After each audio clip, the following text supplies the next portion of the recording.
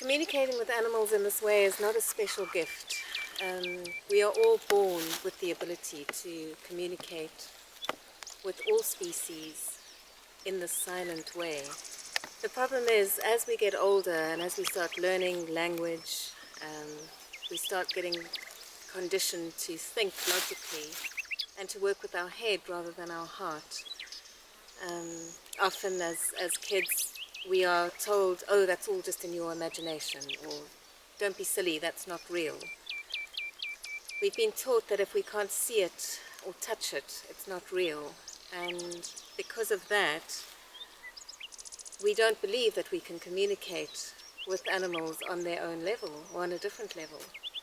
That the only way of communicating is through words and logic and meaning and logical thought being turned into words. Because of that, we have lost the ability to connect with every other being on an energetic level. Because we don't understand it and we don't believe it.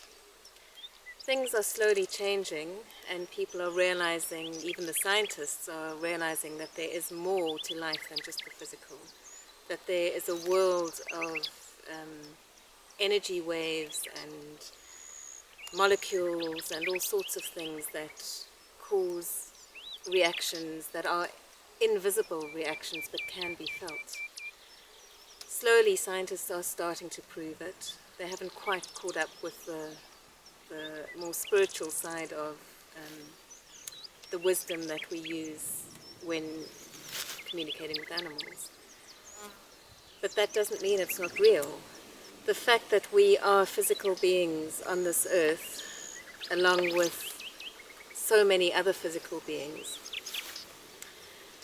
means that we are actually connected on all different levels, and every single one of us has the ability to connect with someone else on the energetic level as opposed to only the physical level. So I believe that we all have the ability to communicate with the animals. In my workshops it must be thousands of people now that have learned how to do this. It is a learned skill. It's like practicing playing music, learning a different language. Some people pick it up very quickly and it comes very naturally to them.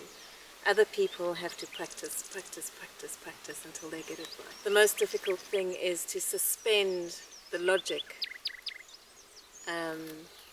behind your thoughts, because we've really been conditioned not to believe in our imagination. And we will actually say, oh my gosh, is this me or is this the animal? Where does this come from?